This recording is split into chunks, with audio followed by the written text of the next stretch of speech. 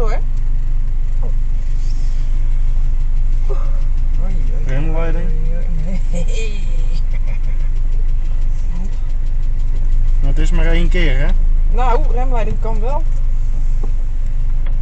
Dan komt er geen, hoe heet het? Er zit een lucht in je rem. Maar gewoon hoe hij uitgaat.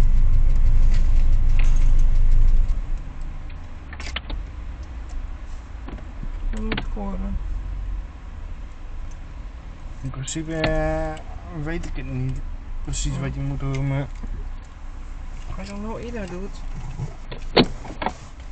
op de andere manier waarop die uitgaat. Nou, kan rustig vind ik hem uitgaan, schat. Je moet op een rare manier uitgaan. Ja, dat was